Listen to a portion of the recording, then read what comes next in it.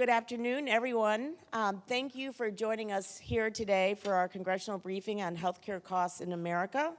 My name is Mary Ella Payne, and I'm the acting president and CEO of the Alliance for Health Policy. Many of you probably expected to see Sarah Dasher. She'll be back here in a couple of weeks. She's on maternity leave right now, but she'll be back very soon. So for those of you who are not familiar with the Alliance, we are a nonpartisan organization dedicated to advancing knowledge and understanding of health policy issues. We will be live tweeting at hashtag AllHealthLive. See it right up there. For those in the audience, please feel free to join the conversation there as well. This is our second event in our 2018 Opportunities for Progress Signature Series. We created this series to highlight progress on persistent health policy issues. I think healthcare costs definitely qualifies as a persistent health policy issue. But more important, we'd like to examine prospects for moving forward. This year, we are exploring two critical health topics, healthcare costs and aging. As you are all finding your seats, you may have seen the Save the Dates for Part 2 of our series that will look at aging in America.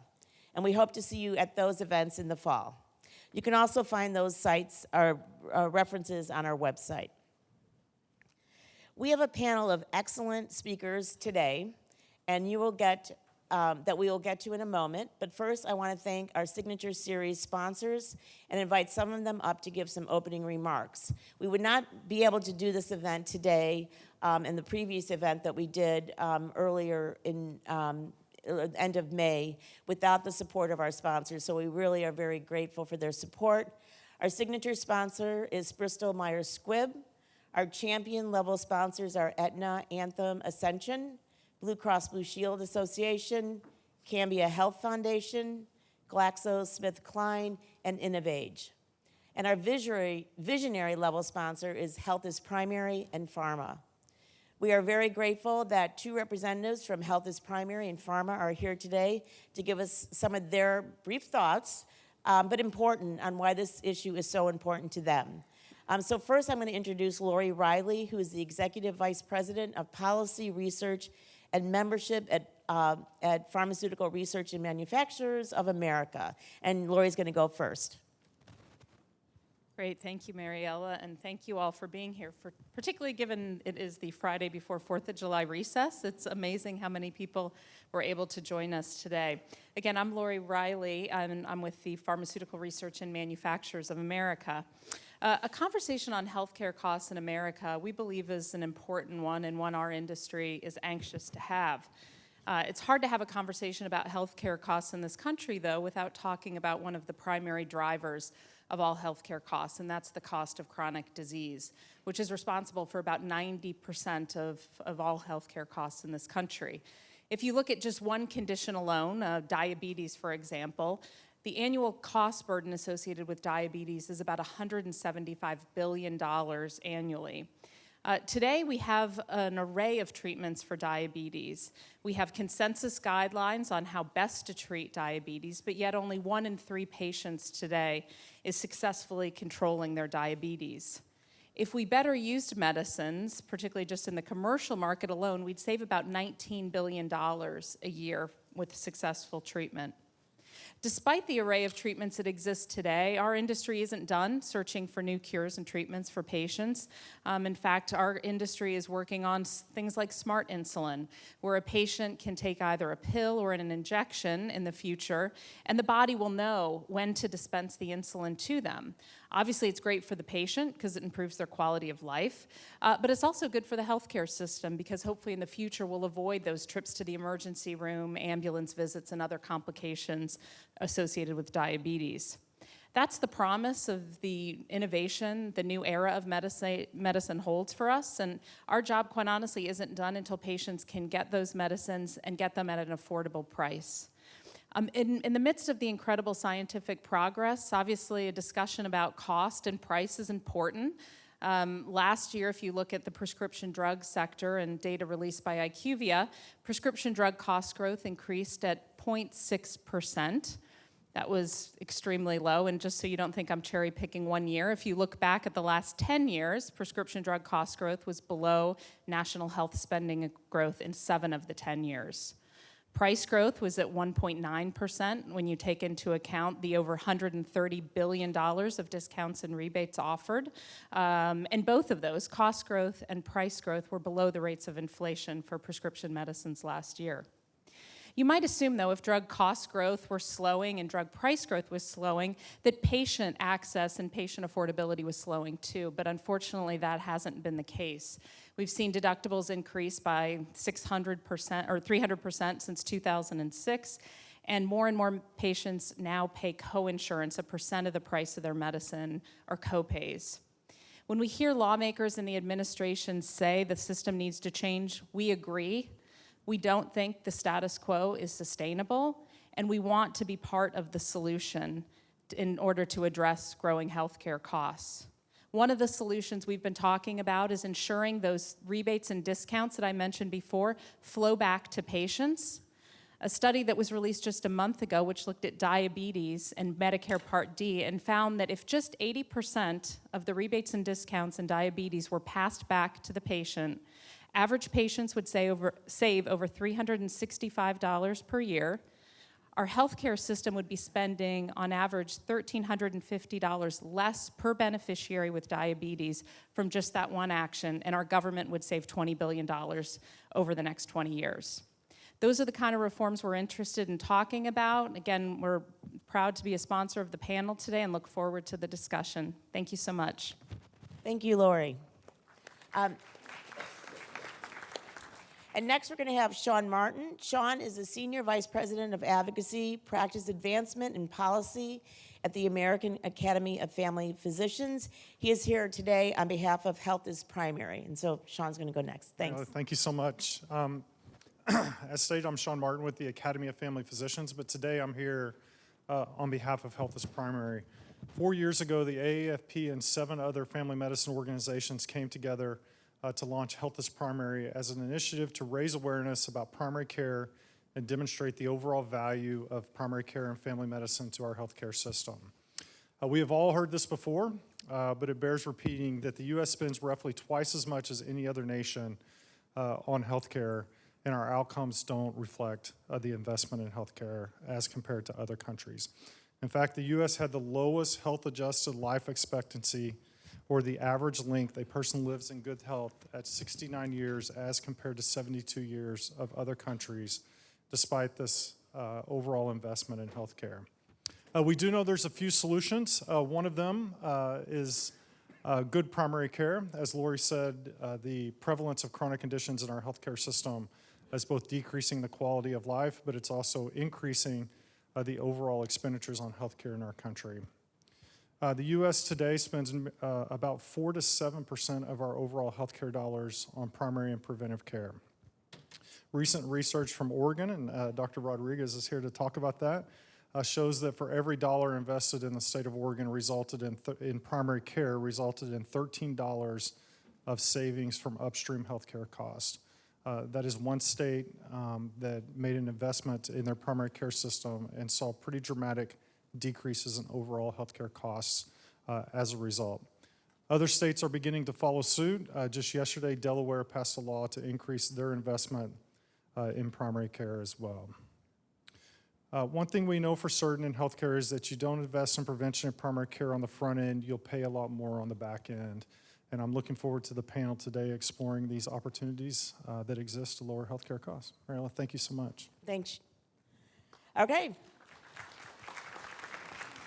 So now we're going to get to our panel. I'm just going to briefly introduce our moderator for the day. We are thrilled that Elisabeth Rosenthal, who is currently editor-in-chief of Kaiser Health News and has been a healthcare journalist for over 20 years, is going to be our moderator today.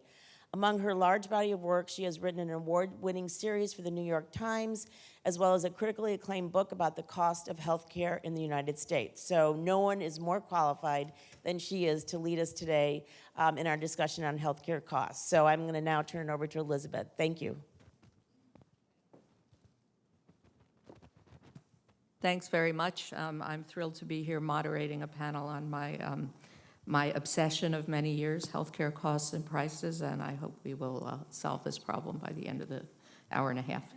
So anyway, I just want to briefly introduce our panelists. I'm just going to give you a quick intro to each of them because you can read their full intros in the program, and then we'll kick off the program. They'll each talk for about 6 minutes, and then I have some questions. I'm sure you all have questions, and we'll open it up after they're done. So quickly, to go through our panelists, first we have Gerald F. Anderson.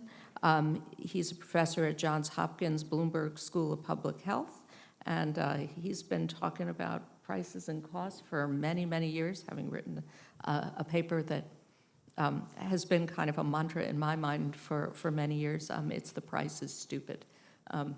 So that he'll be first. Then Joanna Hiatt Kim, Vice President Payment Policy of the American Hospital Association, will tell us about the hospital perspective next. Following that, we have Dan Leonard from the National Pharmaceutical Council. And going down the line, we have Damon Francis, who's Chief Medical Officer of Health Leads, to talk about the social determinants of health. And finally, Glenn Rodriguez from CareOregon, who will talk a little bit about some of the experiment in Oregon that they're doing with enhancing primary frontline care. It's going to be a great discussion, and I hope we all come away with some new ideas about how we can work together to solve this problem. So, Jerry, want to kick it off?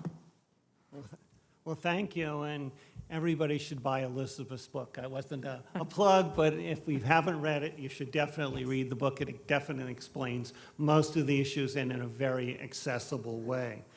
This is the second time right before a holiday the Alliance has asked me to come. This is a much bigger turnout than the last time when we were focused on pharmaceutical prices. We're number one. We might not have made the World Cup, but we have made it in terms of number one for the last 40 years in terms of healthcare spending. I arrived over 40 years ago into Washington, D.C., and have focused a lot of my attention on controlling healthcare prices. You can see I haven't done very well. Normally, it's good to be number one. In this case, we're not. We've heard these numbers repeatedly. They've just gotten worse. So right now, we're 17.2% of the gross domestic product in the United States. The next closest to us of the industrialized countries is Switzerland at 12.4%. And from an economist's point of view, this is what you look at as the percent of the gross domestic product spent on healthcare, because it says we're not spending it on education or national defense or something else. We're spending it on healthcare. And just doing a little back of the envelope calculations, if we were to spend the same percentage on healthcare as Switzerland, we would spend $630 billion less. Putting it in context, that's about the equivalent of the trade deficit that we have with the rest of the world. It's a big, big number. Now, what's interesting to me is for all this money, we actually get less service. So we took a look at how many beds in the United States and compared it to how many beds there are in the typical industrialized countries, the median OECD country. We have 3 beds. They have 4.4. Our occupancy rate is 63%. Theirs is 75%. Our length of stay is shorter, 5.8 days versus 6.2 days. The number of doctors that we have is fewer. The number of graduates from medical school is fewer. The number of nurses that we have are fewer. So we are investing fewer real resources in healthcare, and yet we're spending a lot more, and as was said in the introduction, the outcomes are worse. So then I wanted to figure out, well, what's going on here? Well, and a number of people have suggested a variety of reasons why we spend more. Defensive medicine malpractice. So we looked at that, and we basically saw that if you get sued in the United States compared to Canada or the UK, you're actually going to pay less, not more, as somebody who gets sued. I've been teaching the medical students at Johns Hopkins for over 20 years, and I know how much debt they have. It's an average of $190,000. They could pay off that debt and still have money left over compared to being practicing in the UK or any other industrialized country. We've heard about the aging of the population. I'm now part of that. I don't feel good about it, but I am part of that. And yet, we're younger than most of the other industrialized countries. The administrative burden is substantially higher, $737 in the United States versus the next highest, Switzerland, at $280, the OECD median, $94. So yes, we have a bigger regulatory burden. I want to try to understand, do we have a bigger regulatory burden than other industrialized countries? I don't exactly know how to do that study, but my guess is that we don't have a bigger regulatory burden. We're going to hear about the fact that we spend less on social care in a moment, and we're going to hear that because of the socioeconomic determinants of health, we may be sicker, although, again, I don't know how to exactly measure that. So 15 years ago, we wrote a paper, It's Price is Stupid, with Uwe Reinhardt and two of my doctoral students. We've now redone that, and essentially trying to figure out, has anything changed? And to a large extent, no. What's interesting about this is the percent of private spending in the United States. We are number one in private spending. We spend more than half of the dollars are from the private sector, from large insurers. Large insurers pay 50% more on average than public insurers. 10 years ago, 15 years ago, the differential was quite small. So the issue is what's going on in the private sector as much as what's going on in the public sector. International rates paid by the Medicare and Medicaid programs are not all that different. The rates paid by the United States are not all that different than paid internationally. It's the private insurers that are paying a lot more. Now, one of the issues you hear is cost shifting. Because Medicare doesn't pay enough, we have to shift the cost. As a provider, I will spend every dollar you give me. As an academic, I will spend every dollar. So if public insurers pay $100 and private insurers pay $150, and it's basically 50% Medicare and 50% private insurers, the costs are going to be $125. Well, the private insurer is paying way more than cost. The public insurer is paying less than cost, and therefore it makes sense that you're going to hear about cost shifting. So what do you do here? Well, essentially, what you got to work with is private America. Why are they paying so much more than what Medicare is paying for these things? The large insurers, they're all self-insured. They determine the rates. And so the question that I have is, what can we do to help the private insurers pay less?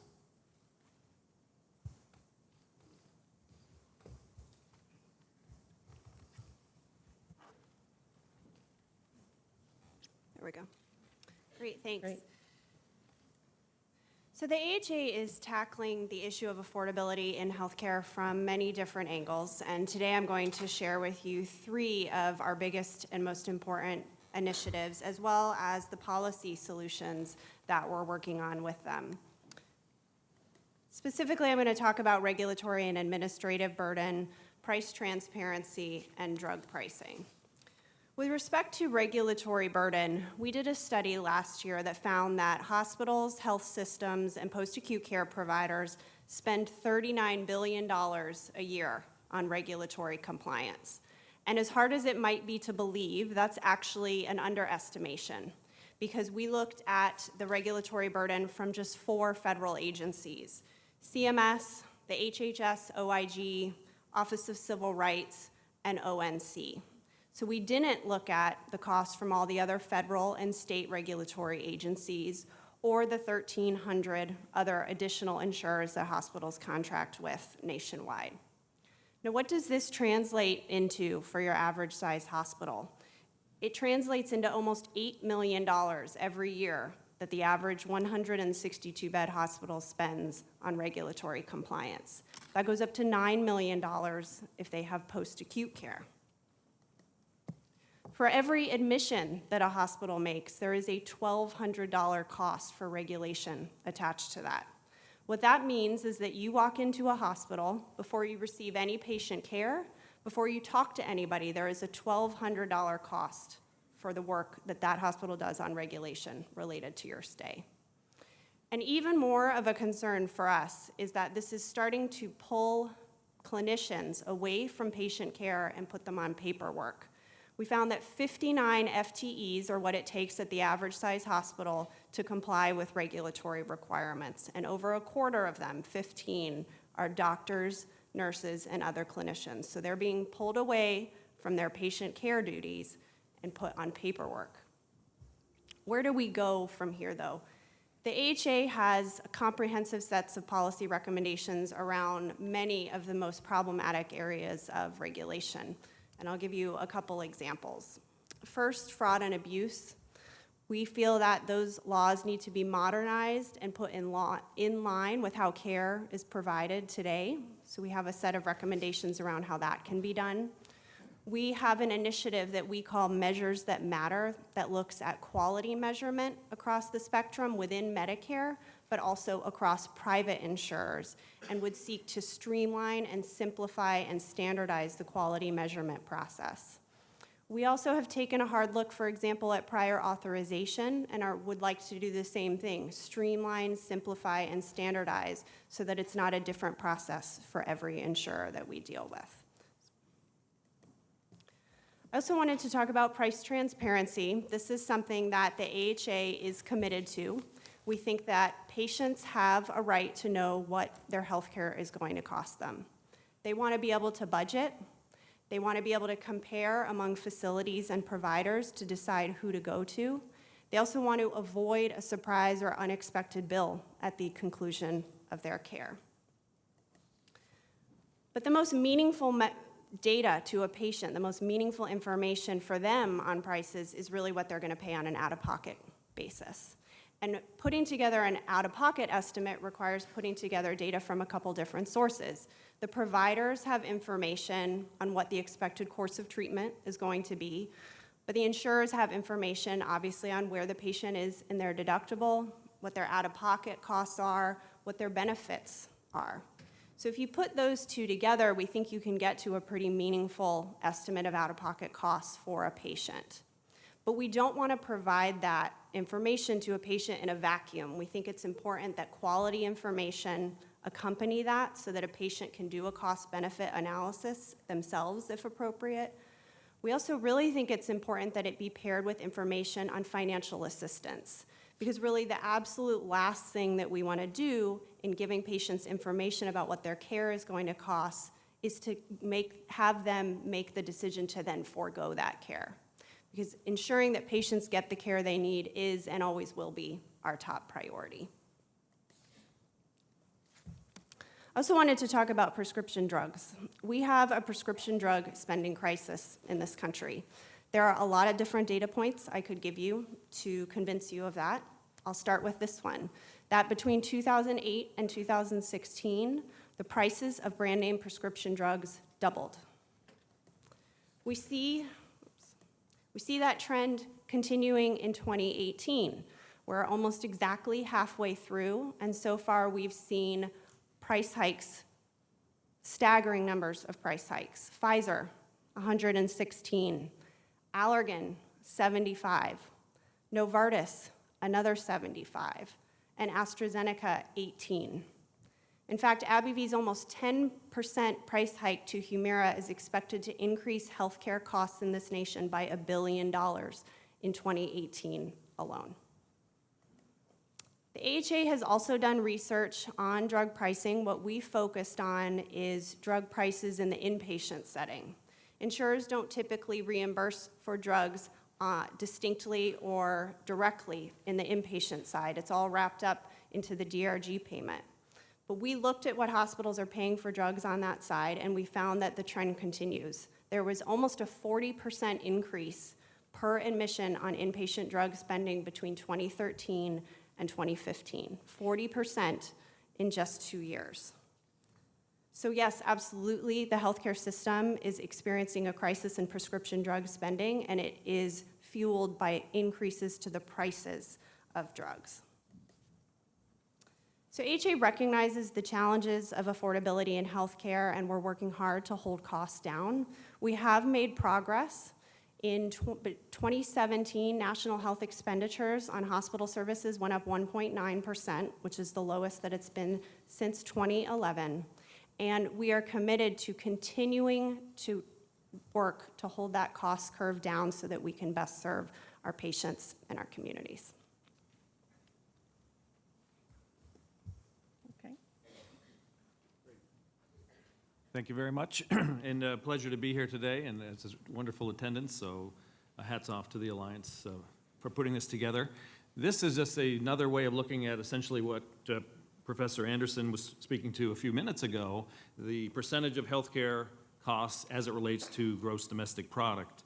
And I put this up here to show you that this is not the first conversation and probably won't be the last conversation on the topic, but it goes back decades. Just clipping a few headlines here from 1969 is the first one that we show on this particular slide about medical care costs. When it was at 6%, healthcare was at 6% of overall GDP. The next headline is from the very first edition of Health Affairs, the journal, and that was a commentary by then Secretary of Health, Education, and Welfare, Caspar Weinberger, and then it goes on and on and on. We're now close to 18% of overall healthcare as a percentage of GDP, so it's been rising quite regularly. The National Health Expenditure data, which that is driven from, that CMS issues every year, even when this most recent publication of that data, there was not necessarily consensus on what it meant. You see, again, two competing headlines here, one saying from Health Affairs that the expenditures show that we have not solved the cost problem, but AMA saying that we have reduced the growth. So there has been a slight reduction in the growth over the first half of this decade, but it's still an issue for sure. I'm very pleased that the Alliance is having this session and that we're talking about overall healthcare spending because there are many, many inputs that drive healthcare costs. It's not one sector that's driving the entire trajectory of healthcare costs. There are many. This is, again, the National Health Expenditures data, and you see within the prescription drug piece of the pie there, about 10% is what CMS pegs it at. Other studies have it higher, but it's somewhere probably between 10 and 15% of the overall healthcare spend. And of that, generic medicines are 88% of that market, probably half of the cost. So the total of and generics are seen as a high value in most cases, for sure.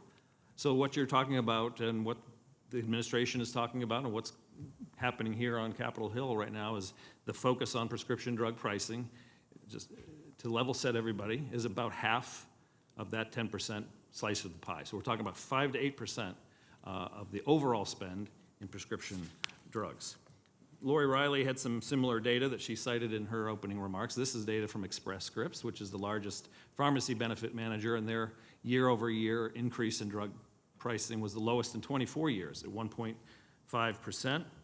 So the question is, if we're looking at drug pricing and trying to regulate that or adjust for that with the administration's attempts in here on Capitol Hill, what's success look like?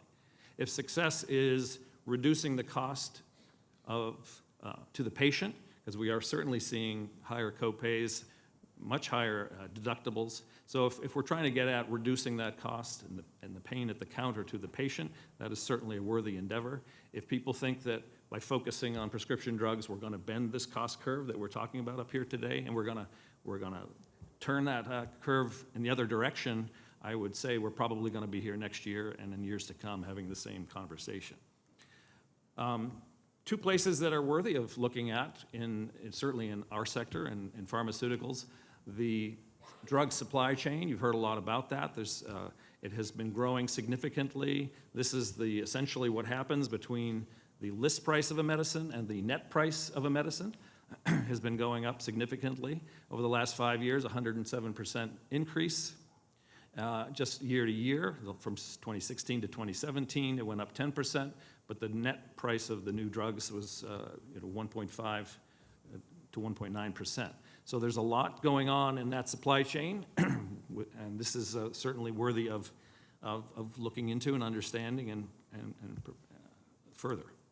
Another area, and we've done quite a bit of work in this space, and I'll bring it up here because it's, I think, one of the potential success stories or a place that we can look to for potential solutions. And this is with value-based contracting. And this is essentially where pharmaceutical manufacturers and health plans come together and put forward a performance guarantee, if you will, and set the price of the product based on the value to the patient. So there are more and more of these taking place. You hear about some. We did some research and found out that the value-based agreements that you read about in the press or you know about is only about a third of the number of contracts that are actually out there. There are many more. This is from work that we did with Duke Margolis Center. But there are lots of places where these types of agreements don't succeed or where they fall off after the initial conversation before they go to contract. We wanted to know what are some of the barriers, what are some of the hurdles that prevent these contracts from taking place. So this is a recent publication. From the governmental side, FDA recently issued guidance on pre-approval communication. This is helping manufacturers and health plans talk about evidence and talk about the data that they were previously prohibited from speaking about. So that's actually very helpful. But there are still some barriers when it comes to Medicaid and Medicaid best price and anti-kickback safe harbors that are necessary to get more of these types of agreements in place. But even if you solve for the government issues, which we hope we can, there are still, not every medicine is going to be ripe for one of these types of contracts. The manufacturers, the payers have to come to agreement. These are just a set of, in rank order of what they're looking for when they are trying to come toward an agreement. And so you can see some commonality, the terms that are in bold, measurable outcomes clearly tied to the use of the product, target patient populations, et cetera. So that's another area I think that is ripe for study and potentially moving forward. Just quickly as I wrap up, there's a desire for innovation. I think I can say that safely. There's certainly a desire for innovation. There's a lot of amazing new science and technology that's coming our way, gene therapy, new cancer treatments, but many of them have high price tags. So how are we going to reconcile this? Many of them are for small, rare diseases, but we also have the chronic conditions, again, that Laurie referenced, like diabetes, which are affecting more and more Americans. Again, it's a conversation we've had for many years. I'm very pleased that we're having it today. At the National Pharmaceutical Council, we're starting a new initiative, a new health spending dialogue where we have partnered with Health Affairs on a regular conversation that will take place in their journal. They're going to have an exciting announcement that will probably come out next week or maybe pushed a couple days by the holiday, but there'll be something that you'll see shortly. We're also putting together a coalition of stakeholders from across the healthcare ecosystem to have this conversation, to get around a table and to hopefully not point fingers, but have a dialogue that can identify the questions and some potential answers. So that's more on that can be found at goingbelowthesurface.org, which is the name of this organization, this entity that we're working on right now. So I appreciate the opportunity.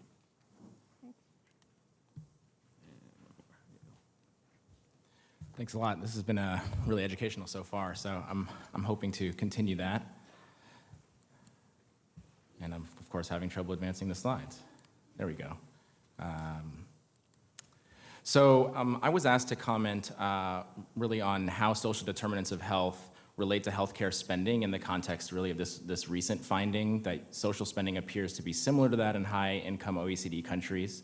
And then this question of the finding calls into question the belief that higher healthcare spending is due to a lack of investment in social determinants.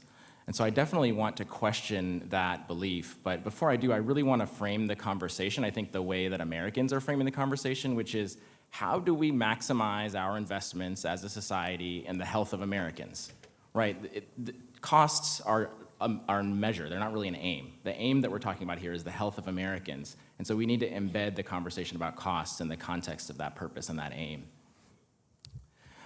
So one of my friends says, academics are haters with really precise language, so just bear with me. I think this is really critical, though, actually. The finding was about social services and social services spending, and then the question was about social determinants, and I actually want to really unpack the difference between these two things. So the WHO definition is the social determinants of health are the conditions in which people are born, grow, live, work, and age. These circumstances are shaped by the distribution of money, power, and resources at global, national, and local levels. Okay, so there are some social determinants of health. I've traveled a lot in East Africa. The roads are a social determinant of health. They have nothing to do with social spending. Okay, that will be completely absent from an analysis of social spending, but they're a very important determinant of health. But then even social determinants that are related to social spending, for example, childcare, a spending analysis doesn't really provide the information we need to understand what the availability of childcare looks like in a society, right? So childcare, I might get childcare from a family member, from a community member, without any change of money. No money changes hands at all. It's just a familial or a community relationship, right? So the availability of childcare can relate very much to these communal resources, this communal power, and how that's distributed, right? Also, I could get childcare by a government program or by purchasing it myself. So in that context, it's really hard to think about how spending on social services is a good proxy measure for the availability of childcare services, right? And something that some economists have used is the ratio of private spending to public spending. Because if I'm happy with the options I have for childcare by my cousin or childcare by a government program, I'm not likely to spend my disposable income on childcare in the private market, right? I'm likely to just accept what's there. So if we think about that as a proxy measure for social determinants of health, and we actually look at, I'm sorry, these numbers are probably kind of small for you all too, and we look at where does the United States fit on this as a proxy for investment in social determinants. The United States, 63% of our social spending is public spending, whereas the least amount in any of the other OECD nations analyzed in that JAMA article is 73%. So this is a place where the United States is a clear outlier, and it ties to that broader question of, are we maximizing our investments for health, right? If we're not maximizing our investments for health, and we're struggling as private entities, as employers, as private citizens to purchase health on this private market with asymmetric information, as you just heard about, that's the recipe for the prices to go up, right? We've talked about it's not the utilization, it's the prices. Well, where does the price increase come from, right? Just to zoom out, let's remember social spending versus healthcare spending has been tied in these same OECD countries to better health outcomes, the other side of the value equation. And government spending up to about 8% of GDP in these OECD countries has also been tied to health outcomes, that side of the value equation. So we know very well that social services spending as a part of the picture of social determinants of health is very much related to health outcomes and to this value proposition. And I would posit that the 17.2% is crowding out these types of investments in the United States. The other thing that's really important to think about beyond are we spending on the right things, are we spending on social determinants relative to healthcare in the right ways, is are we spending at the right time and in the right places? So this on the left is a map of the county that I live in, Alameda County. The light shaded areas are areas where the level of insurance coverage is very high, and typically Medicare and private insurance coverage. The areas that are more darkly shaded are areas where more people are uninsured, or in those areas, I'll also tell you, many of those folks are insured via Medicaid, which pays much less than Medicare or private insurance. So you have to guess where the unhealthy people live. Do they live where we're spending a lot of money or where we're not spending a lot of money? Right. The unhealthy people live in the redlined areas, in the areas where there's been disadvancement for generations in the social determinants of health. And yet the spending in our system is going in other areas. That's not a very efficient way to spend on the health of a population, right? The graph on the right looks at the spending over time, over the life course. And so you can see the United States as that red line on top. We're an outlier. We spend much, much more in the last decades of life relative to the other countries. Could we take that money and invest it in the social determinants for children and get much better, much more efficient outcomes for the entire population? I would say probably we can. So I'm hoping that as part of the panel, we can wrestle with some questions actually that are around value more broadly and around social determinants, even though I think there's a lot here also in the cost and price conversation. I think this frame of social determinants really helps us make sense of the price and cost conversation in a really important way. One thing is it's really critical to wrestle with these off-the-books activities. Family caregiving, I know aging is another focus of the Alliance's work, is a really critical thing that's happening that we're not looking at if we're just looking at spending numbers. Also, as we ask the health system, the traditional healthcare system to think about social determinants of health, we really do have to think about this issue of administrative costs and how we're able to consider things more holistically without adding too much to the complexity and the costs embedded in measurement and admin challenges. And then we just need more examples. We really need to be talking about where have we seen communities, where have we seen states shift toward smarter investments in social determinants that are actually helping us save money? What have been the contracting mechanisms? What have been the collaborative mechanisms that bring stakeholders together? What have been the measures that people are using in order to enable these new kinds of systems to work? So really looking forward to the discussion. Good afternoon. It's really a pleasure to be with you this afternoon. My job is to turn on the microphone. Thank you very much, Dr. Francis. Good afternoon. Great to be with you. My job's to bring a frontline perspective. I just retired from a 40-year career in family medicine as a clinician, educator, physician executive. The good thing about the just retired is that, well, there's a lot of good things about it, but one of them about my role today is I can be provocative. So that's what I hope to be. Now, I woke up 3 in the morning, Thursday, thinking about this presentation, and I realized it really wasn't anxiety about speaking here. It was about how passionately I feel about these issues and how deeply saddened I am that our generation has failed to create a just healthcare system. The pain of this is real, and it's borne by individuals across this country. Far too many Americans feel overcharged, marginalized, or in some cases, completely abandoned by the current healthcare system, and we must do better. So first, I want to start with a picture and reference a study. I'd really encourage you to go to the website. The reference is there at the bottom. But this slide says Dr. Anderson was right. It's also a visual picture of my career and the emotional experience of the last 20 years of my career. So let me explain this to you. This comes from the work of Dr. Dielman and colleagues at the University of Washington Institute for Health Metrics and Evaluation. It's a study of healthcare costs from 1996, when we spent $1.2 trillion on healthcare, to 2013, when we spent $2.1 trillion with a T, dollars on healthcare. That's an increase of $960 billion over 18 years. And this looks at what drove those increases over the period of time. They looked at 5 fundamental drivers that are different colors on this slide. Population increase is blue, population aging is orange, disease incidence and prevalence is dark green, utilization is light green, and price increase is red.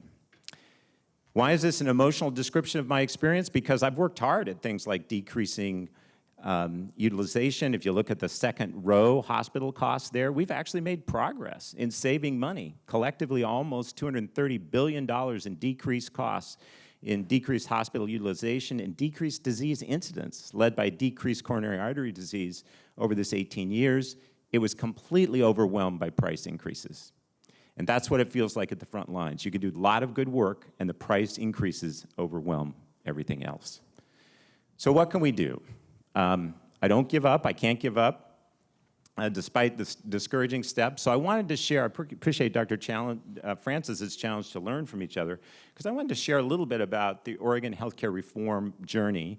I really want to focus on our primary care work, but I want to put it in a little context. So our original waiver back in 1994, some of you might remember the national debate then. We achieved some infamy for our efforts to prioritize health services. We were accused of rationing. But that original effort also included efforts to strengthen primary care and established managed care organizations for our Oregon health plan, Medicaid in Oregon. That waiver's been regularly updated. In 2009, the legislature passed legislation that established the Oregon Patient-Centered Primary Care Home Program that I want to talk about in more detail next. And in 2012, our waiver was updated to include a model of care that we called coordinated care organizations, basically a model of a regional accountable healthcare agencies that were given global budget responsibility for physical, mental, and oral health care. Also challenged to incorporate work on social determinants of health. And in cutting this deal with the federal government, we committed to a global budget cap at 3.4% per year. So committed to holding cost increases under 3.4% per year. Now, my point here is that and the reason I started with a price increase is that the prices and the financing system is really important, and you've got to have ways to deal with that. In Oregon, the global budget approach has been helpful, but you also have to work on changing the underlying health system. Recent evaluation referenced in your study shows that we've made progress both in improving quality and lowering cost.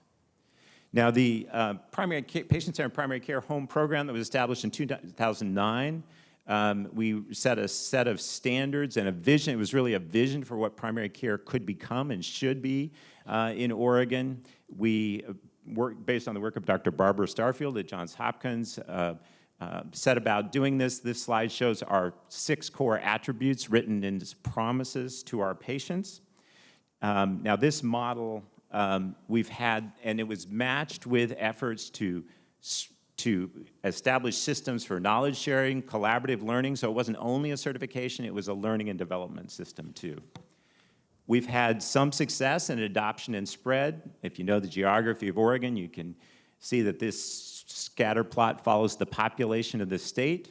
In the far northeastern Oregon, corner of the state, the Winding Waters Clinic out in Enterprise, Oregon, Wallowa County, Oregon, only about 10,000 residents in the whole county, is maybe one of the highest functioning examples of this model of care in the entire state. So the real question, did this work on infrastructure and real effort to invest in primary care work? And also referenced in your materials is a study by Dr. Gelman and Wallace at Portland State University studying the program from 2011 to 14. It was a qualitative study looking at what are the stories here that really uncovered team-based care, co-located behavioral health, and expanded primary care team members. For us, that was care coordinators and health resilience workers. Those themes were really important elements of this work. The quantitative work looked at 600,000 Oregonians in a usual care and in the PCPCH model of care, and we did achieve substantial savings, $240 million in aggregate over the 3 years, on average about $13 per member per month for folks in the PCPH model. And importantly also, those clinics that had adopted this model for the entire 3 years did even better, achieving about $28 PMPM. Now, I've already gone over my time. I hope that I can interest you in a little bit. I'd be happy to answer questions, more details about it. One thing I failed to include in your materials is a reference to this book, Health Policy Reform, Policy to Practice, by my good friends, Dr. Ron Stock and Bruce Goldberg, editors. It tells the whole story in detail, and it's really very well done and has a lot of detailed information about our efforts. Thank you. Well, thank you, all of the panelists, for giving your perspective. Just before we start off, we have about 45 minutes for questions. There are green cards where you can write your questions, and I believe there are mics in the room if you want to come to them, and I see them in the aisles, I think, and you can take your turn there. I'm just going to start us off. I'm a journalist, and I feel like with all of this discussion, I speak for patients because those are the people I hear from, and what I hear so often is that the policies we see in Washington and the economic theory, how does that play out on patients on the ground? And I want to refer you all, before we start, to a series we're doing with NPR called Bill of the Month, where we ask patients to send in their bills, and we try and understand why they ended up with such high charges. As it happens, our most recent bill of the month is this morning on NPR and on our site. It's about and this is a challenge to everyone on the panel, it's about a guy named Angel Lopez, who's a screenwriter in LA. He needed physical therapy after a bad hand, or occupational therapy after a bad hand injury. His insurer said each session was worth $60. The hospital said each session was worth about $550, so about a $500 gap. They couldn't agree, and guess what happened? Mr. Lopez ended up paying about $10,000 out of pocket. And this is more and more what I see when we hear, oh, healthcare costs are only going up 1.9%, or drugs are only 10%. Well, for patients who are, after all, the point of this healthcare system, with high deductibles, with increasing copays, with in-network, out-of-network surprise bills, patient costs are going up way more than 1%. So not only do we have healthcare costs are still increasing in our country, but the burden to patients, your constituents, are increasing dramatically in that context. And I think we have to be cognizant of that. You know, we spend anywhere between 17.5 and 19% of our GDP on healthcare now. We will pat ourselves on the back if it's only growing, 1% or 3%. And we say, well, the growth of the growth is not as big as it once was. That's like saying, we weigh 500 pounds and we need to go on a diet and we're only gaining 5 pounds. We need to do something to reverse this. We may never get to 12%, as other countries are, but I would be really happy just to see this ship turn around and find something where we get moving and take this burden off of patients. I mean, now we hear from diabetics. I mean, there have been some stories recently about diabetics not taking their medicine because, and some dying because insulin prices have gone up so much in this country. I hear, and I think one of the issues that we all have to tackle with, that I'd like the panel to tackle with, and here's my question, is in this country, pretty much alone in the world, we have this incredible gap between the billed price, which is often through the roof, and the paid price, which is often a tiny fraction of that. So how can we expect consumers or companies or anyone to be, how can we expect a market to work when there essentially is no price for anything? How are we going to tackle that problem? So you're correct, there is no price for anything, or no one's saying that is an unreasonable price. We have people negotiating prices for us, basically the large insurers, and so if you are in network and that's a covered service, the price is still quite high, but it's reasonable, at least in US standards. However, if you're out of network, and he was essentially out of network, then you can charge whatever you'd like because you have no negotiating power. And so we've taken a look at, what are the hospitals that have these high markups? What are the physician groups that have these high markups? And it's essentially when you're not actually choosing that provider in many cases, the markups are highest. So even the physician community, for example, the highest markups are for anesthesiologists, because you never choose your anesthesiologist. I went and had a colonoscopy recently, and I could choose my hospital, Johns Hopkins. I could choose my physician who was going to do the colonoscopy, but they wouldn't be able to tell me who the person was that was going to do the anesthesia. I'd already done all my prep. If anybody's had that opportunity, it's really fun. And it's 7 in the morning, and she walks in and she says, "Hi, I'm your anesthesiologist." this is not the time to ask her if she's in network or not in network. I mean, that is the problem that we have right now. If you get hurt in an auto accident, you're going to pay full charges, or your insurer will pay full charges. If you have workers' comp, you will pay full charges. So there's a whole set of things out there, and those amounts are 2 to 3 times, and that's where the real price increases are going. For prescription drugs, yes, Express Scripts might be able to get a very good deal, but you as a patient are not getting that same deal because the list price for that drug keeps going up. And most of the time, the cost sharing is based upon your list price, not the price that Express Scripts gets for you. So you as a patient are the big loser.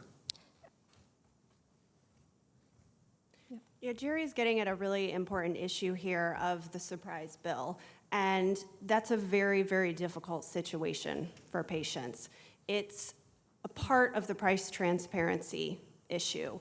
And what we've done there, because it's a huge concern of ours, is we're working with the National Association for Insurance Commissioners.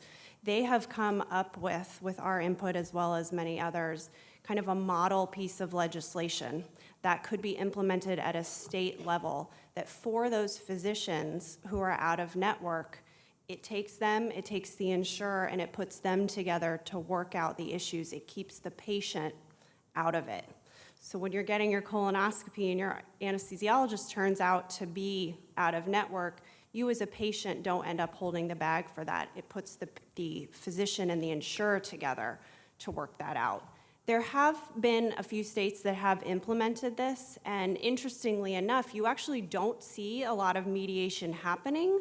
What ends up happening is that it just never gets to that point. The physician ends up accepting a lower rate from the insurer, and there's no official process. It's kind of not worth the hassle, and so you avoid the issue altogether. So we think that's a great solution. It's something we're really pushing for because, again, it keeps the patient out of the middle. Can I ask why, though, hospitals and pharmaceutical companies and all parts of the industry aren't, technology should allow for better price estimates than we have now. I go to a hospital, Jerry just talked about the colonoscopy. My son needs anesthesia, right? And I say, is the anesthesiologist going to be in network? They go, we don't know. And I'm like, really? Because you know which of your anesthesiologists takes Cigna. I don't, and I don't assign that anesthesiologist. Why isn't there more of an effort to kind of really insulate the patient? I think these surprise billing laws are good. I live in New York, or I lived in New York and have been taken advantage of one. But to use a surprise billing law, and this is to all the legislators out there, you have to know they exist. Right? Most of the time people get these bills and don't even know that they're protected from this. They just know, hey, there's a bill from an anesthesiologist that's out of network and it says I have to pay, and 30 days later there's a collection notice. So why don't we protect consumers in healthcare the way we protect consumers in other sectors of life? I'm asking this to everyone. I don't want to, this particular example happens to be a hospital example, but I should point out that with the bill of the month, the guy with the occupational therapy that wasn't paid for, that was not an out-of-network issue. That was because his insurer had reclassified OT and PT as akin to acupuncture rather than a medical intervention. So, the games are played on all sides in terms of avoiding responsibility that ultimately leaves the patient holding the bag, and that's the person I care about. Yeah, could we do more here as hospitals? Absolutely, and that is why we're committed to price transparency, to looking at some good, meaningful policies that will get patients those solid out-of-pocket cost estimates that then they can make an informed decision about where to go, what to get. It would, as I said, involve information from the insurer. In this case, what is OT classified as? That's why there needs to be a partnership here, because patients come often to their provider, but it obviously involves information from the insurer too, and we're committed to that patient, to making sure they have the right information, that they don't forego the care, and that they don't get a surprise bill. I'll jump in on that. Another form of surprise bill is often, it's certainly in pharmaceuticals, is at the beginning of the year when you go in for your prescription that you've been getting as a maintenance drug for some time, and the bill in January is astronomical, and this is because of the deductibles, which have been going way up, and they're increasingly onerous on the patient. So that's often a surprise because it comes early in the year, and once your deductible is paid, you're leveled back down, but that's another surprise bill that would fit into that category. Going back to the earlier question, and I think one of the themes here today, I would say that price is not cost, and cost is not always price, and we tend to use those two terms interchangeably, but as we just heard in Elisabeth's example, what was the price of that procedure? $50, $500, or was it $10,000 because that's what he ultimately paid? So if you were studying the cost of this intervention across the system, what are you going to measure? What are you going to look for? And what is the data point you're going to look at? $50 or $10,000? And that's a huge variation. Well, 10,000 was for a whole bunch of sessions, but I think we as a country, and I'm again to the whole panel, and Glenn, you all have something to say about this. Why can't we define like even a reasonable range for a single service? When you look at the International Federation of Health Plans for other countries, an MRI costs kind of about the same, even in countries that aren't single payer, where there are private markets. Here, we see it could cost $100 at one place and $10,000 at another a few blocks away. How do we narrow that gap? I mean, that's a huge problem. Well, I think we could, if we had the will, we could. But I'd like to make a high-level observation, which is, in America, bills, price, cost, price is not cost. You even get those EOBs from insurance companies that say this is not a bill, so a bill's not a bill either in our system. This system is set up to obfuscate. Right. And I'm absolutely serious about that. It's like the curtain for the Wizard of Oz. This is to keep it impossible for people to make informed decisions in healthcare. That's the way the system is designed. It brings to mind for me the aphorism from the Institute for Healthcare Improvement that every system gets the results it's designed to get. And American healthcare is designed to extract resources from the American society. That's what it's designed to do. And that's tragic. And we could change it if we had the will to do that. I think the other way to think about it is we buy into this fee-for-service system. Well, why a fee-for-service system? There are parts of the system, like my world, primary care, fee-for-service makes no sense. You want to have people to have access and you want them to use it. So why not alternative ways of purchasing those services? We were talking earlier about the next model. So why not subscription models for services that simplify cost and billing and access and care? We can do those things. And we are working as part of our primary care reform in Oregon around a single payment proposal of a payment model. And if there's interest, I could talk more about that. Can I just Yep. also zoom a level up like Glenn did? I don't think that transparency to the individual is like a major part of the solution, right? So even if Mr. Lopez knew what was going on behind the scenes, it wasn't clear up front, what the cost is to which party to pay, what negotiating power would he have with that information? And I think, Dr. Anderson rightfully emphasized the negotiating power there. It's gonna take partnerships of private payers to set prices in the way you're talking about, or set costs to whom in the way you're talking about, or it's gonna take the government to do it. I don't think we can rely on ourselves as a bunch of individuals with really high quality EOBs fighting with these entities to figure out how we get our costs down to ourselves. No, and I think the question is not that transparency is an answer for individuals, but that it's good in the system generally because the doctor who prescribed the physical therapy could understand what the impacts would be. And I think, it is never transparent in our system. And I'll lead into another question from the audience, but I know some of you have more to say. So, the question is about prices. And, many of us don't pay the prices because we have insurance, but still, the prices are going up dramatically. And right now in the hospital sector, the price that is charged and the amount that you expect to get as a hospital is about a 4-to-1 differential. In many of the pharmaceuticals, it's a very similar differential. So we have a price that has no relationship in many cases to the amount that you actually expect to collect. And what's increasing the fastest is the price. And if you happen to be uninsured, if you happen to be out of network, if you happen to have a variety of other circumstances, those prices actually do matter. What can the hospital do to raise revenue? It can raise prices. What can the drug company do to raise revenue? It can raise prices. Is there anybody telling them you can't raise prices? In Maryland, yes, for hospitals.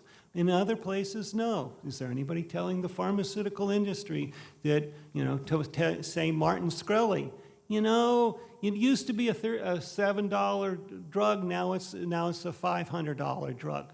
Is there anybody there to tell Martin Shkreli he can't do that? Nobody's there. Okay, I want to ask a question from the audience that's come in that I think addresses this question.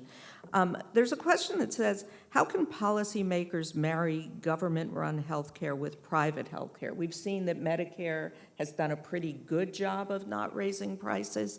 There's a really interesting experiment going on in Montana right now that we've written about, where the Public Employees State Union, and as well as a number of companies, are basically saying to all the hospitals, we're going to pay something like 220% of Medicare for hospitalizations. My first reaction to that was, wow, that's a great price. That's a lot of money. They said, actually, we're saving a lot of money on that because so many people are charging more than that. Why don't we kind of piggyback on Medicare to try and figure out what a price should be and take it from there?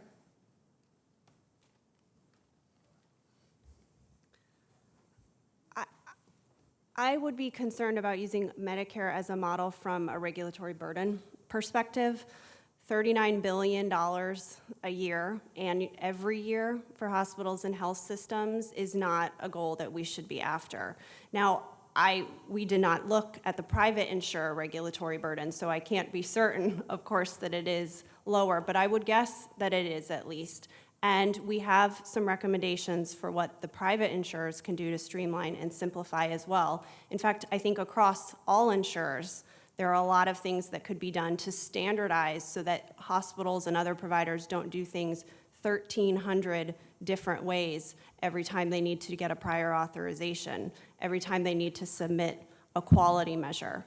So I think a lot can be done to focus on the regulatory burden as a way to getting costs out of the system. I just want to be clear, though, the program in Montana isn't about putting people into Medicare. It's just using Medicare as a yardstick to help figure out a reasonable price rather than having 100-page hospital bills and this individual negotiation go on. Why don't we try and think some way to do that on a larger level? So I've had the opportunity to testify in a whole variety of federal and state courts on this particular issue, and proposed a number of different thresholds to use.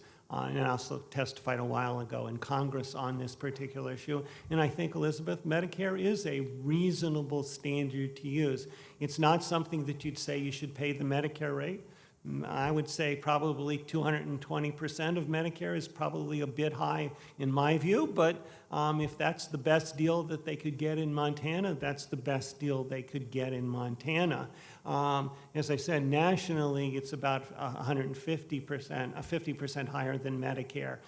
Those are the kind of standards that I think ultimately we're going to have because it doesn't seem to me that the private sector is very good at negotiating price, and certainly you and I as consumers can't compete against what's going on for a drug, for a physician visit, for a hospital visit.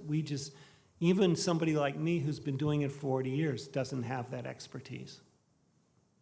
If I could jump in here, the question is, are there ways to marry government programs with the private sector? Well, I'd say in the pharmaceutical space that we have some examples of where that is actually working pretty well. And I'll point to the Part D program and the Medicare Advantage program specifically, where they are run more efficiently than traditional Medicare, and the satisfaction among the patients in those programs is is very high. It's significantly higher than there is in traditional.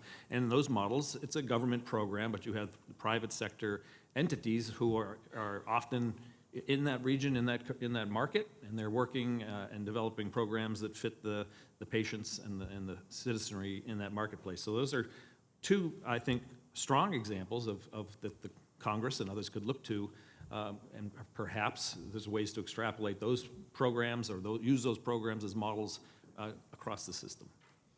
And I'd also like to highlight another existing program of collaboration. So we really appreciate in Oregon, we're one of the regions doing the CMS Comprehensive Primary Care Plus. And in Oregon, that includes 7 commercial payers, all of the 16 CCOs in the state, as well as Medicare, and a pilot to pay for primary care differently in a value-based basis. So it's an example of real-world collaboration between public and private payers. And I just want to point out that theme's been come up before, from the provider point of view, one of the really expensive things is responding to so many different ways of doing things. The average family medicine office in Oregon has 11 payers they're responding to. So we're really trying to get, and CPC Plus has been an example of a collaboration, to get to a single way of paying, a single set of rules and a single way of paying, because the administrative load on the provider side is so expensive and huge as well. And just to piggyback on that, we're supporting some of the CPC Plus initiative. I think it's a really good place to learn how to partner, because it's offering something that pretty much everyone in the region wants, and they're working through the contracts and the challenging mechanisms, and starting with that lower hanging fruit, I think, is the platform then to get to hospitals and get to some of the more challenging and thorny issues. Can you say a little bit more about how those partnerships work? Because often as a journalist, asking about, reporting on this issue often feels like a circular firing squad, where, everyone says, why are you looking at the doctors? It's pharma. If pharma says, why are you looking at us? We're only 10%, it's the hospitals. How do you get the kind of collaboration that patients want, medical care needs? I would probably let Glenn answer around the CPC Plus example, because I think it's a really good one. And I think that started with CMS putting the money down and saying, we're going to offer an incentive for care management that happens outside of the context of a visit, which is something the patients want and something the providers want. And then that incentive brings a lot of people to the table. And I think you could talk about what the mechanics of it look like in terms of standardizing the contracts, so that the 11 different payers work with the family practitioner in the same way. So a couple things I would highlight, and again, I look at this from the primary care perspective. That's the domain that I know. But in the CPC Plus initiative in our region, it also includes technical assistance and bringing folks together in collaborative learning and shared learning. That's been very real. And the quarterly conferences, we've had participations. The last one I was at, there were over 300 folks there. And what I was really impressed was it wasn't only the practice administrators type people, it was frontline docs that were at these places too. So it's creating an environment for collaboration. But what it has done is also set up a common framework for payment. And in Oregon, we're building off that. We have an official Oregon entity called the Oregon Primary Care Payment Reform Collaborative, which is a multi-stakeholder group. And we are literally proposing to the legislation a single payment methodology. And we're not there yet in complete consensus, but we have a single payment methodology. And it's very much off the model proposed by CMS. It's in alignment with the AAFP model of advanced primary care payment. And again, it's an effort to simplify and standardize and decrease administrative costs. So for me, the question is, who do you trust? And when I helped design the Medicare prospective payment system, and we decided that we trusted the hospitals as the Medicare program to take care of everybody and not take the money and run. And sort of building on that, we have managed care, and we essentially give them a capitated payment, and we can do that.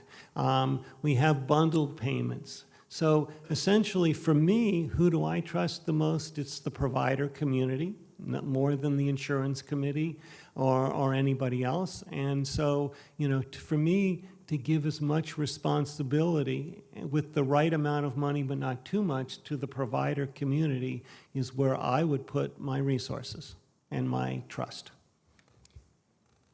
There's a Question from the audience here? Thank you, Elizabeth. I wanted to go back to the topic you talked about before and maybe bring some transparency to the lack of transparency that patients and people who buy insurance may find. The story you guys did on the person with his hand injury and his son's hand injury, if I recall correctly, they were insured through the Writers Guild of America. So essentially, they didn't have what we think of as regular insurance. I believe it was an association health plan, which has a history of providing, craptastically opaque and lower cost insurance, and Department of Labor just finalized new regulations to dramatically expand those. Yep. So that's not necessarily a sort of what I would call normal insurance example of somebody getting a surprise bill. Those plans are designed to have lower cost premiums, but sort of a strange benefit coverage mix that this person and his son unfortunately found out about. And I'd also like to note that there's still the pending regulations for the short-term limited duration plans from HHS, which could make the association health plans look like a spit in the river in terms of dismantling the transparency and the adequate coverage for the tens of millions of individuals like me who buy individual insurance. Absolutely. And I don't know if anybody has any comments about those kinds of Was there a dismantling question? the ACA. Yeah. I want to know if they have any comments about dismantling the ACA's protections for surprise costs and coverage in the individual market and how that spills over to employer plans too. Thank you. Anyone? Yeah, we've had significant concerns with exactly the type of plans that you mentioned, the short-term limited duration and the association health plan, because not only do we have concerns about the level of coverage that it is providing in terms of not being adequate or coming with very high and perhaps unexpected out-of-pocket costs, but we are concerned that the type of people that would sign up for that plan tend to be the healthy people, and of course they're coming out of the marketplace risk pool, which makes that marketplace risk pool even more high than it has been. It could drive up premiums on that side. So we're seeing problems on both sides of the ledger with those kind of plans, and it's something we're very concerned about.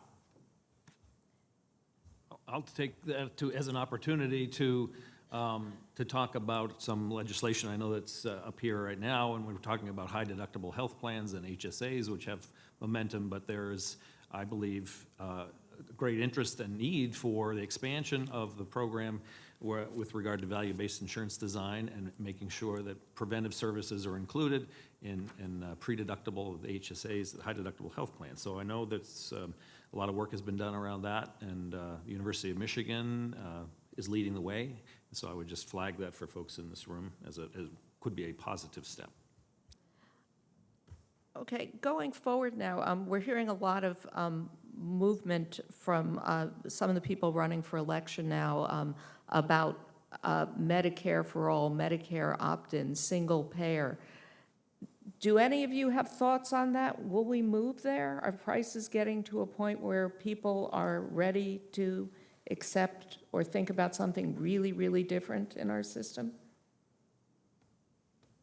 So I think the answer is yes, until you look at the price tag. And we've seen this in Vermont, we've seen this in California, we've seen it in a variety of places. So in 1993, I was actually testifying on behalf of single payer in the Congress. Now I look at it and I see that if basically the private insurers spend $1 trillion on health care every year. If we could raise taxes by $1 trillion, I would be in favor of it. But, because it would be less expensive for all of us. But I think the likelihood of us having $1 trillion tax increase is not even zero. And so, therefore, it's not something that I spend much of my energy on. Anyone else want to say something? Just in my perspective from California, where I think we had a really functional exchange after the Affordable Care Act and continue to have one, but it's, I'm worried about what the changes in regulations are doing, is that the managed Medicaid infrastructure is going to be really important at the state level for the collaborations and seeing things like what we're seeing in CPC Plus. I think just the collaborative infrastructure at the state level is where I expect to see more action than transforming, toward a Medicare for all perspective, as Dr. Anderson said. And I'd really like to build on that comment to say that I do think state-based reform is a really important venue, and there's some important barriers to state-based reform, like the ERISA laws and rules. So one of the steps that could really facilitate more state-based experimentation and reform is really changing some of those rules. And I believe Dr. Jayapal in the 7th District in Washington has just introduced legislation, for instance, to do that.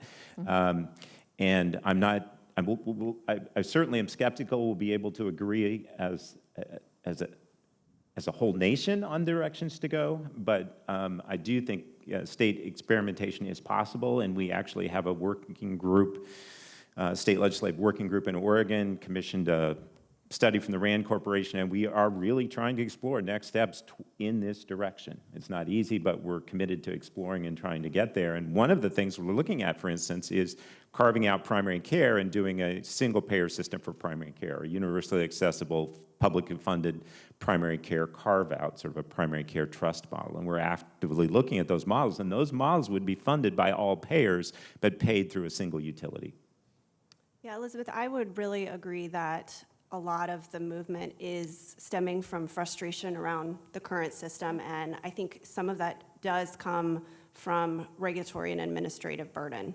For example, if you're in your physician's office and they spend a lot of time typing into their EHR rather than talking to you because they have to comply with all of the requirements around that. Or if you just switched insurance companies and now the insurance company, the new one wants you to go through your step therapy to get to your expensive drug again. That is a huge frustration and people are tired of it. So I think some recommendations around simplifying and streamlining the regulatory burden would help.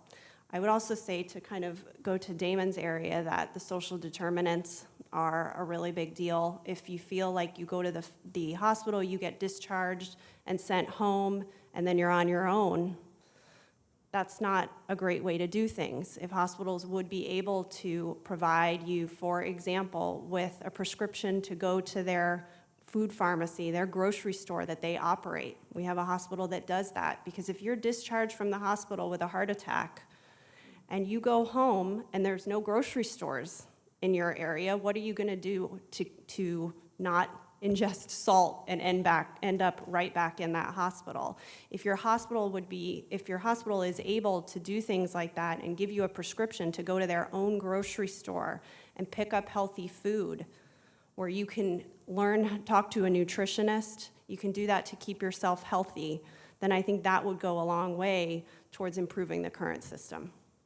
So is that kind of thing going to happen because we're going to, like the old way, which is to say, oh, now we're going to have a code for going to get food and a code for vegetables and a code for meat? Or are we going to say, move to some kind of bundled payment or reference payment for interventions, including primary care, including management of diabetes? Yeah, I think we are absolutely good with a movement towards value-based arrangements with taking on risk. What I would say is that there are providers that can't necessarily do that. We have done a lot of work to focus on the smallest of the small, the very vulnerable rural hospitals, for example. What are you going to do to help them survive and provide access points to their communities? Because they will not necessarily be able to take on major amounts of risk. They're simply too small for that. So we've looked at different ways that those hospitals can provide value and take costs out of the system. If you're a hospital in an area in which a full service hospital simply isn't sustainable, we've done work to look at whether you could choose to convert to an ED-only model. That way you don't have to sustain the kind of expensive inpatient infrastructure when things have mostly moved in your community towards the outpatient side, but you could still maintain an access point for those patients, stabilize and treat them, and get them to an inpatient setting if need be. So that's a different way, too, of thinking about value, I think. And just, I think you were asking, some of the question was about the social determinants of health and whether we're adding new codes and if that's going to be the way. I mean, there was a health affairs article that we spend about $40,000 per physician on measurement. And so I think adding complexity to our measurement system is not something that we want to do. That was one of my questions at the end of my presentation. I think we need whole person orientation toward the measurement approach, and really a unit of health that we could, I think, structure our payment more around is the healing relationship. I think this is what we're seeing in Oregon and with the AAFP type models. How do we pay for the healing relationship overall? And then say within that relationship, we want you to think about addressing social determinants. We want to think about you partnering. We want to invest in the collaborative infrastructure too for communities to address social needs. So it's not something that's just happening inside of the clinical space. I think that's where we're seeing a lot of promise. CPC plus orientations toward whole person payment that aren't about detailed, billing for a new line of service related to social determinants. So who's going to take the risk when, you have a homeless patient or somebody else who's not compliant or whatever in these whole person things? I mean, I think they make complete sense, except, a lot of us don't do it. Same thing with the readmissions issues that we have in hospitals. We're saying hospitals are responsible for readmissions, yet the physician may not see the patient post-discharge. The patient may not comply. So who do we ask to take this risk? I mean, state governors are already taking it, and Glenn, you told me a good example before we started the panel. So I would say in Oregon, the coordinated care model, very explicitly, the regional CCO takes the risk. That is, they carry the risk, the total risk. And the example Damon and I were talking about it is in Portland, the local CCO has partnered with 5 of the major health systems to fund a major transitional housing unit with co-located chemical dependency treatment, mental health treatment, and physical treatment. It's a 200-plus bed facility being built in East Portland to deal with exactly some of those kind of transitional issues. So that is part of the purpose of creating the CCOs. They are the entity to take that global risk. Yeah, and they are healthcare providers. And so the question is, do we want the healthcare providers to be the ones that take the risk and have that responsibility, or it should be some other entity? Like when we look in other countries, it's typically not the healthcare provider that has that responsibility. And the honest answer is we're being looked to because we have all the money. Yeah. That's the honest answer. And I think there's real danger in healthcare medicalizing these services and making them more expensive. We can't do that, but we can't also take all the money. So if we're going to take all the money, we're going to have to provide more of these services. Okay, and I want to, there's an audience question? Thank you. Tara Hayes from the American Action Forum. So I had a question about hospital prices. Joanna, in your presentation, you spent a third of your presentation talking about drug prices, and that certainly is getting a lot of attention in the media and from Congress and the administration. But, we saw the pie chart breakdown of NHE, and hospitals account for 32% of our national health expenditures, whereas drugs are only 10 to 15%. And then Mr. Rodriguez, I think it was his first slide, where he showed the various factors across the different sectors that account for all of the healthcare cost growth from 1996 to 2013. And that red bar of inpatient services swamped every other factor up there. And so I'm wondering if you could explain how you see drug prices being such a strong driver when hospital services account for so much more of our total spending and have seen such greater cost growth. Okay, we're running out of time, so I want to focus this a little. Thank you for that question, which is, drug prices, yes, they're only 10%, but let's think about how much were they in 1990. I assume quite small, so the growth has been quite large in drug prices. And drug prices are what in polls everyone says we need to do something about. So how are we going to do that? I want to ask everyone that it's front and center for consumers. They often get those deductibles. The copay coupon runs out. So what are we going to do about that? Yeah, thanks. That's a great question. We have about 10 pages of policy solutions for how to hold down drug prices. They really focus on things like transparency, competition, and getting rid of anti-competitive behavior. So staffing up the FDA so they can approve all the generic backlog, that would help. Preventing evergreening arrangements. Those are when there's... Okay, but I'm sorry to interrupt with that. I mean, I think that's interesting, but I don't want the hospitals, who clearly have their own issues, to tell the drug the pharmaceutical world to say what they should do, because I'm starting from a place that people need to tend to their own house, and what I see way too much of is each sector opining about what the other sector needs to do. So I'm sorry to cut you off, but I think we know what the policy answers are. But I'd like to hear from people who we're hearing about importation, we're hearing about price setting, we're hearing about more competition. What's going to happen? We're reaching a tipping point where we can't just keep going, and that's... Well, I'll just jump in, and I mentioned at the very end of my presentation the importance of coming together and not finger pointing, so I really try to sit up here and not point fingers. And so I think, Elisabeth, to your admonition, look, what can we do in our own, within our own sectors and keeping our own house in order? And this goes to the coalition that we're starting to work with. But, just one example is that the growth in the drug supply chain, which is now up to $153 billion, and Secretary Azar was here and before Senate Finance 3 days ago, and I wrote down what he said. If you decrease, this is him speaking as a former pharmaceutical executive, if you go into a negotiation with a payer and you decrease your list price, you'll be harmed in your formulary positioning against your competitors.